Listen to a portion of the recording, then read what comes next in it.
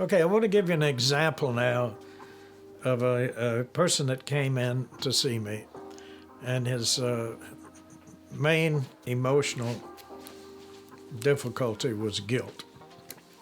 So he relayed his present situation, and I will go into it somewhat, not completely. But he was telling me that as a child, very young, at 6 or 7, that his father ran off and left him, and he had very little time with him for the rest of his life. And he knew his father, he did not know his father very well at all. So then he gets married, and he's been married for some time, and then they have a child. And he promised himself that he would never, ever do what his father did to him. He would never leave his son. Now, his son is almost the same age as he was when his father left, 6 or 7.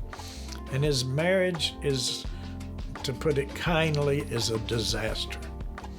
He knows that if he stays, he will be wasting his life, his happiness, his chance of joy for himself.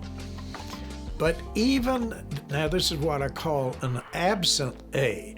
The A, or the event, doesn't even exist.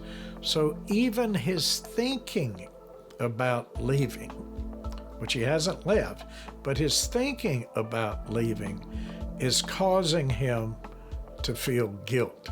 Now he hasn't left. So this is a perfect example of what guilt is as a concept of wrongness. Now, what is the wrongness in this situation? If I left my wife, I would also be abandoning and leaving my son, what I promised and swore I would never do. That's the concept of wrongness. And don't think it's not very intense. It's very strong. And all the words and sentences around that. Then instantly, because of the habits of the mind, he doesn't just stay at I did something wrong. He immediately, as we all do in guilt, he connects it to his self-worth and value. If I did this wrong thing, ergo, I would be worthless and a bad person.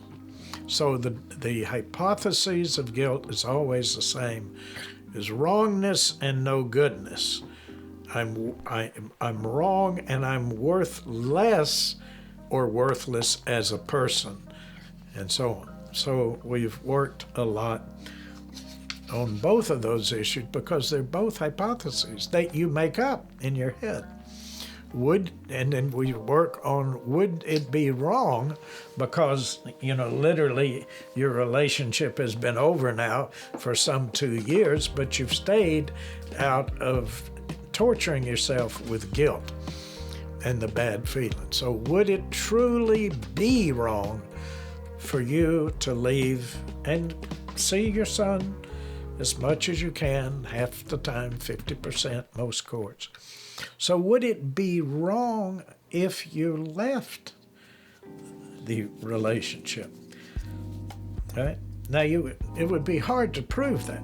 But even if you could prove that, let's say you could prove it 100% that it would be wrong, that you don't have a right for the rest of your life to be happy and to be content, that you would be wrong. Well, then how does that say anything about your self-worth as a human being? How does that make you, your essence, your worth, your value? How does that subtract from that? That is not provable. You can talk sentences around it, you can make up stuff, but that's a fantasy. You may be able to prove I've done something wrong. Yes, right or wrong. But that's largely a concept too. But you'll never be able to prove that your value or worth has decreased one way or the other. It wouldn't increase if you stayed forever either. You wouldn't be one iota better if you stayed all of your life. And by the way, I always do this. I say two things. Let's suppose this reality exists, because it will happen. I said, because your son will know, essentially, because of your unhappiness, that you stayed just for him. Would he thank you for that? Later, would he say, dear Dad, I am so glad you sacrificed yourself, fell on the sword just for me? No, it never happens. He would say, what's wrong? Why didn't you leave? Why didn't you get out? That's always what happens. And then I ask a second question. Would you have wanted your parents to stay together even though they're miserable just for you? And the answer is no, they never say yes. So the reason for staying is crazy in the first place, much less rating yourself, which is never proven.